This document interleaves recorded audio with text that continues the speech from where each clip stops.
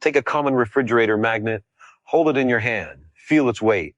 Now bring it close to a metal paperclip and watch what happens. The paperclip moves. It jumps through empty space, drawn by an invisible force that neither you nor I can see, touch, or fully explain.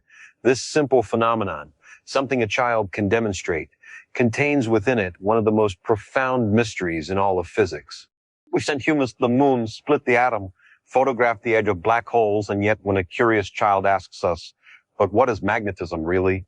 After we peel back layer after layer of explanation, we eventually arrive at a place where honest scientists must say, it simply is. And here's what's extraordinary. That's not a failure of science. That's science revealing something fundamental about the nature of reality itself.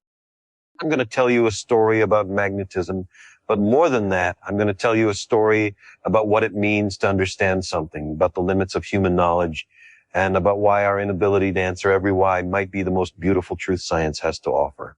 Because magnetism, this familiar force that guides sailors across oceans and holds our children's artwork to kitchen doors, turns out to be a window into the very architecture of the universe. And when we peer through that window with honesty and humility, what we discover changes not just how we see magnetism, but how we see the entire scientific endeavor. Let's begin with what seems like the simplest question. What is a magnet? If you've ever played with magnets as a child, and I hope you have, you know the basics. Magnets have two poles, which we call north and south. Opposite poles attract each other with an almost eager urgency, while similar poles repel with equal determination. Bring two magnets close together and you can feel this invisible force pushing or pulling through the empty air between them. It's as real as any push or pull you've ever experienced, yet there's nothing there you can see or touch. Already we're in territory that should make us pause and wonder. For thousands of years, humans observed this phenomenon without understanding it.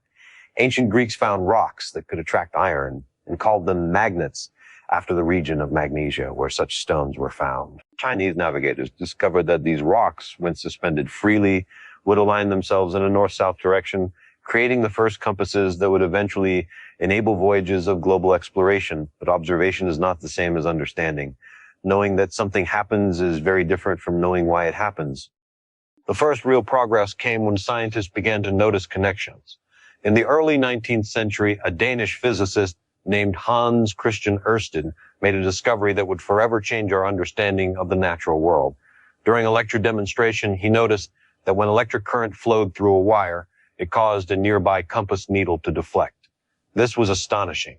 Electricity and magnetism, which had seemed like entirely separate phenomena, were somehow connected. It was as if we had thought we were studying two different languages, only to discover they were dialects of the same tongue. Then came Michael Faraday, a man who saw the world through the eyes of poetry and precision in equal measure. Faraday couldn't accept that forces acted across empty space without something there to carry them. He imagined space filled with invisible lines of force, threading through the universe like cosmic spider silk. Place iron filings around a magnet, and you can see these field lines made visible, swirling in elegant patterns that seem almost alive. Faraday called this the magnetic field, and in doing so, he gave us a new way to think about empty space itself. Space wasn't empty at all. It was filled with fields, invisible but real, carrying forces across the void. James Clerk Maxwell took Faraday's intuitive understanding and translated it into the precise language of mathematics. His equations, just four elegant mathematical statements, unified electricity and magnetism into a single theory, electromagnetism. These equations predicted that oscillating electric and magnetic fields could propagate through space as waves, and when Maxwell calculated the speed of these waves, he got a number that made him stop and stare. The speed was exactly the speed of light. In that moment, he realized that light itself was an electromagnetic wave. Three mysteries, electricity, magnetism, and light, turned out to be three faces of the same underlying reality. But here's where our story takes a turn toward the profound. Let's say you're satisfied with this explanation. You understand that magnetism is part of electromagnetism, that it's connected to electricity, that it travels as fields through space. A bright student might then ask, yes, but what is an electromagnetic field really? And here we can go deeper. We can explain that fields are disturbances in space itself, that they carry energy and momentum, that they're described by quantum field theory, where particles are excitations of underlying fields, and the photon, the particle of light, is the quantum of the electromagnetic field. We're going deeper into the reality of nature, peeling back layers of understanding. But then comes the next inevitable question. Why does the electromagnetic field exist? What is it made of? And now, if we're honest, we begin to reach the boundaries of our understanding. We can describe how the field behaves with extraordinary precision. We can predict the outcome of experiments to staggering accuracy. But when asked what the field fundamentally is in terms of something simpler or more basic, we eventually arrive at a point where the answer is it's a fundamental feature of the universe. It's not made of anything more basic. It simply exists, and it behaves according to mathematical laws we've discovered through observation and experiment. There's a deeper subtlety here, one that touches on the very nature of explanation itself. When we explain magnetism in terms of moving electric charges, we're not explaining it away or reducing it to just electricity. We're revealing a profound connection. The reason we struggle to explain magnetism in simple, everyday terms is that magnetism isn't a simple, everyday phenomenon dressed up in complexity.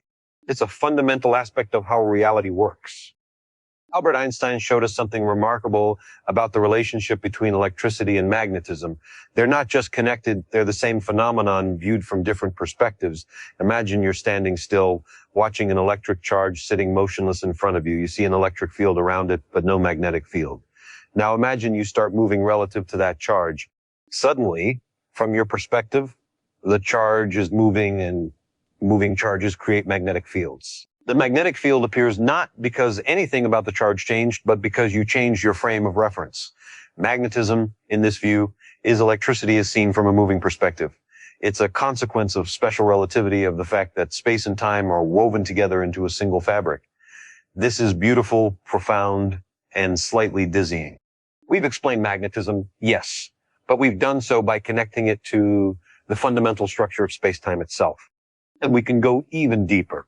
In quantum mechanics, we learn that the electromagnetic force is mediated by photons, particles of light that zip back and forth between charged particles carrying the electromagnetic interaction. But photons aren't little balls or waves in the classical sense. They're quantum objects that exist in a strange superposition of possibility until measured. The magnetic field, from this quantum perspective, is the cumulative effect of countless virtual photons flickering in and out of existence in the space around magnets and electric currents. We're now in territory that defies our everyday intuition entirely. We have mathematical descriptions that work with incredible precision, but trying to form a mental picture that corresponds to our everyday experience becomes nearly impossible.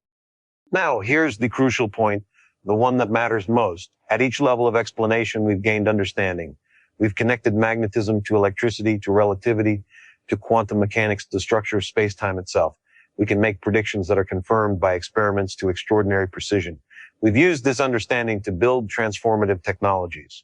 But we haven't arrived at some final, simple, intuitively obvious answer to what is magnetism?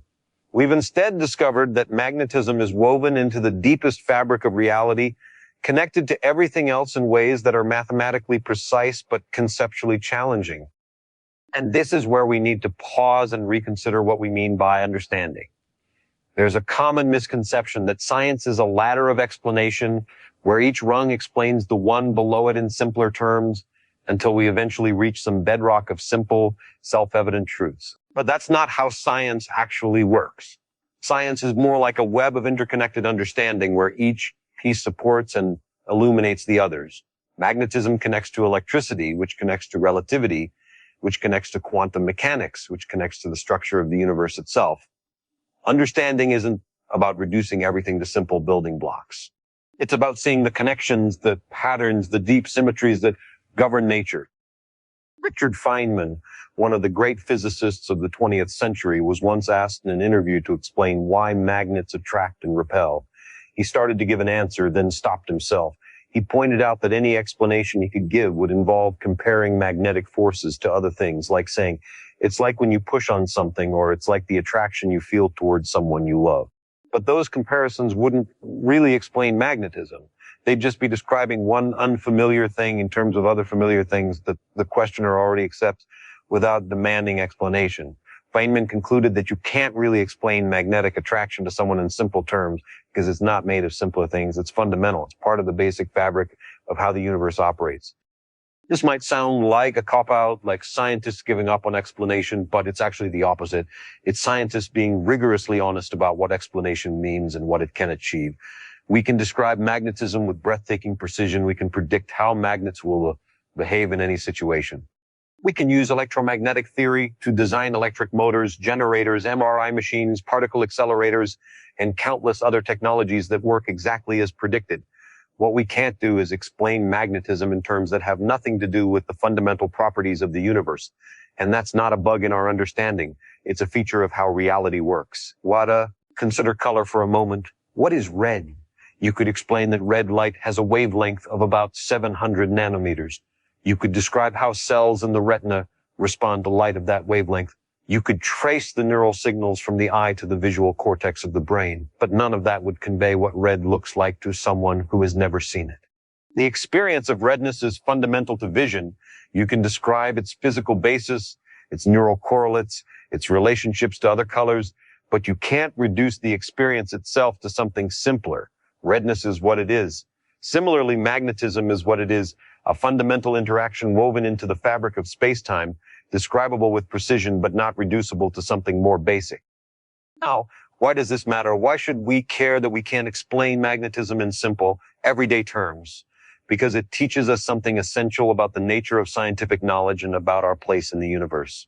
It teaches us humility. Our brains evolved to survive on the African savanna, to track prey, avoid predators, find food, and navigate social relationships.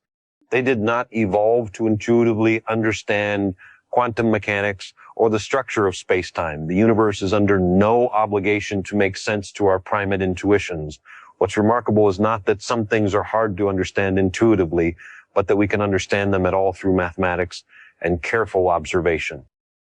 This realization that the universe operates according to principles that transcend our everyday experience should fill us with wonder, not frustration.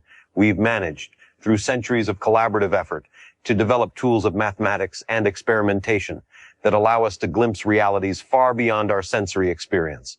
We can understand how stars forge elements in their cores, how galaxies spin through cosmic voids, how quantum fields permeate space, how time itself dilates near massive objects. None of this is intuitively obvious. All of it contradicts our everyday experience. Yet we know these things are true because we've tested them, measured them, and built our understanding piece by careful piece. Magnetism plays a role in the universe that extends far beyond refrigerator magnets and compass needles. The Earth itself is a giant magnet, its molten iron core churning and generating a magnetic field that extends tens of thousands of miles into space. This field is not a curiosity, it's a shield.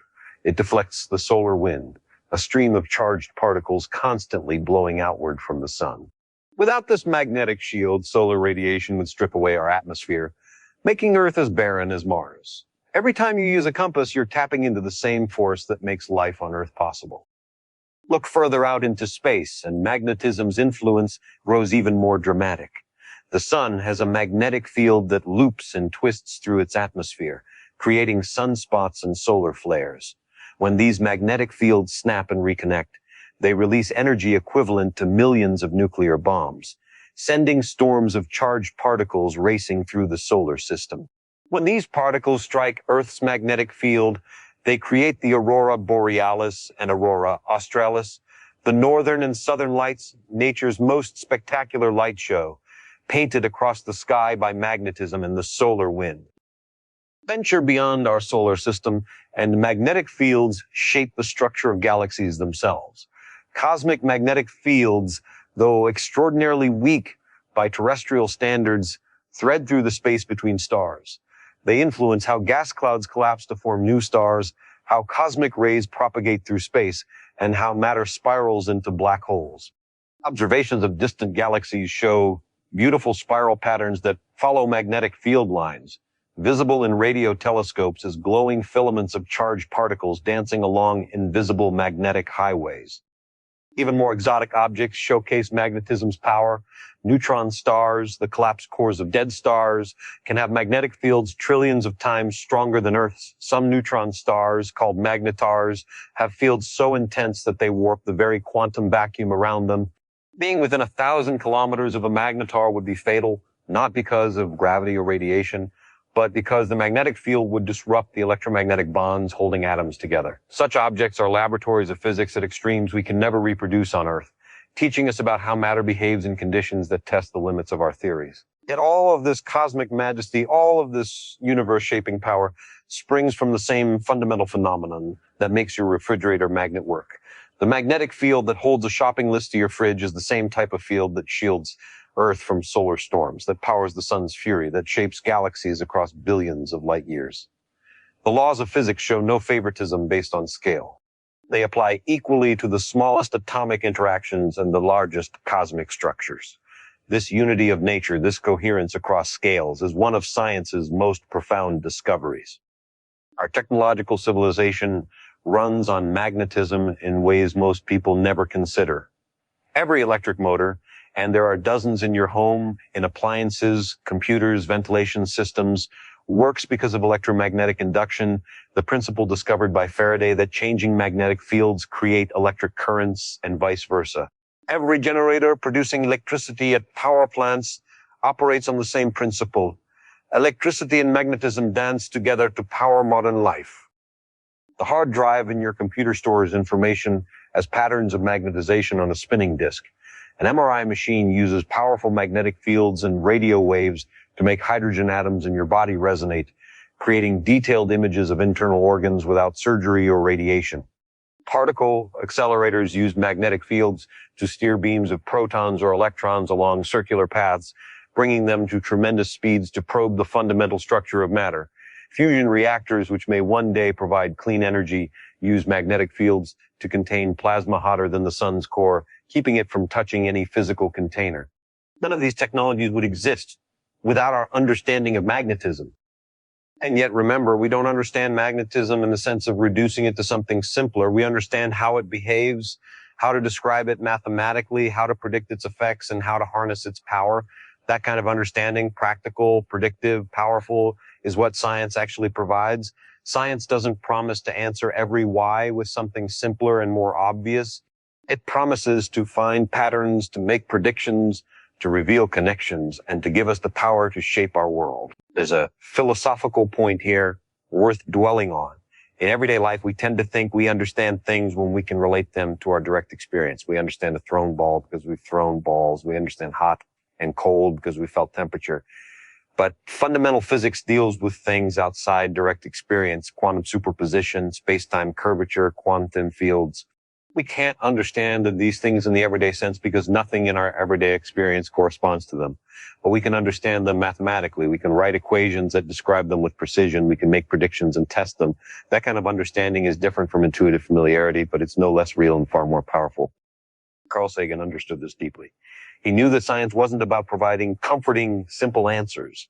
It was about following the evidence wherever it leads, even into realms that challenge our intuitions. He knew that the universe is vastly stranger and more wonderful than our ancestors imagined, and that this strangeness is not a barrier to understanding, but an invitation to expand our minds. When we encounter something like magnetism that resists simple explanation, we're not hitting a wall, we're discovering that reality is richer and deeper than we thought. There's something else crucial here, being comfortable with saying, I don't know, or we don't fully understand is not a weakness of science. It's one of science's greatest strengths. Science progresses precisely because scientists are willing to say, our current understanding is incomplete, and then work to improve it. Every gap in understanding is an opportunity for discovery. Every unanswered question is an invitation to explore. Contrast this with approaches that claim have all the answers already, that declare certain questions off limits or certain truths beyond questioning. Those approaches offer psychological comfort, perhaps, but they don't offer progress. They don't offer the tools to build MRI machines or understand stellar physics. They don't offer the intellectual honesty to say, this is what we know, this is what we don't know, and this is how we're working to learn more. The history of magnetism exemplifies how science works. For millennia, magnetism was mysterious, magical almost. Then came centuries of careful observation and experimentation. Patterns were noticed. Connections were made. Mathematical descriptions were developed. Applications were found. Each generation built on the work of the previous one. Oersted connected electricity and magnetism. Faraday developed the concept of fields. Maxwell unified the theory mathematically. Einstein showed its connection to relativity.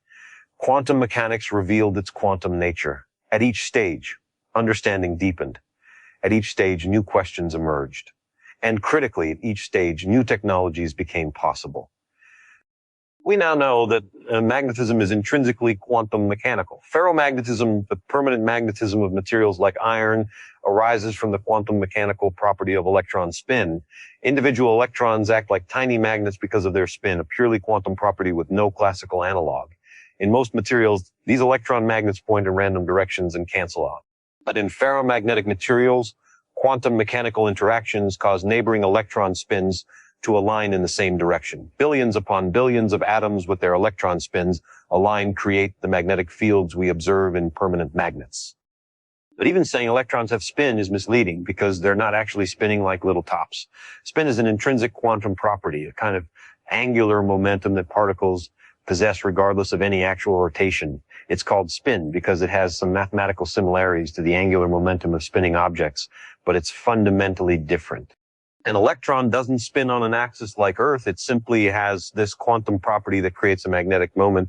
Trying to visualize it in classical terms fails because it's not a classical phenomenon. This is the nature of quantum reality. It follows mathematical rules precisely, but those rules describe a reality fundamentally different from our everyday experience. Electrons can be in superpositions of spin states, simultaneously pointing in multiple directions until measured. Particles can be entangled so that measuring one instantly affects another regardless of distance. None of this makes sense in classical terms. All of it is confirmed by countless experiments and is essential to how the universe actually works. Some researchers continue to search for even deeper understanding. Are there magnetic monopoles, isolated north or south poles without their opposite, as some theories predict? Why is the electron's magnetic moment exactly what it is? How do magnetic fields behave at the very earliest moments of the universe? Is there a deeper theory that unifies electromagnetism with the other fundamental forces? These questions push at the boundaries of current knowledge. But here's what's important. Even without knowing these deeper answers, our current understanding of magnetism is extraordinarily successful. Quantum electrodynamics, the quantum theory of electromagnetic interactions, is the most precisely tested theory in all of science. Predictions and measurements agree to better than 1 part in a trillion. That's like predicting the distance from New York to Los Angeles to within the width of a human hair.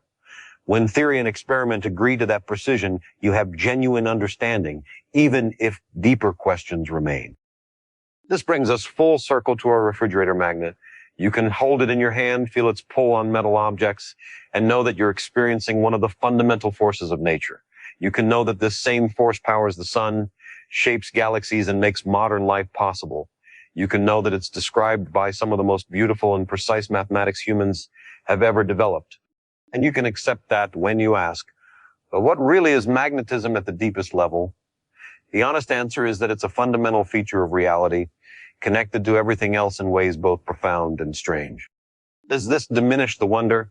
I would argue it amplifies it. We live in a universe governed by principles we can discover even when those principles transcend our intuitions. We are collections of atoms governed by quantum fields and electromagnetic forces, somehow organized in such a way that we can contemplate our own existence and understand, at least in part, the rules that govern us. Every time you use a magnet, you're interacting with quantum fields that permeate space itself. You're touching the fundamental fabric of reality. Science, at its best, combines rigorous honesty about what we know and don't know with boundless curiosity about what we might discover. It's not about certainty. It's about increasingly better approximations to truth tested against reality. It's about being willing to revise our understanding when new evidence appears. It's about the thrill of discovery and the humility to recognize how much we have yet to learn. So when someone asks you what magnetism is, you have choices in how to answer. You can describe the behavior of magnets, their poles and fields. You can explain the connection to electricity and relativity. You can delve into quantum mechanics and electron spin. You can describe the mathematics that governs electromagnetic fields with extraordinary precision. All of these are true and useful answers.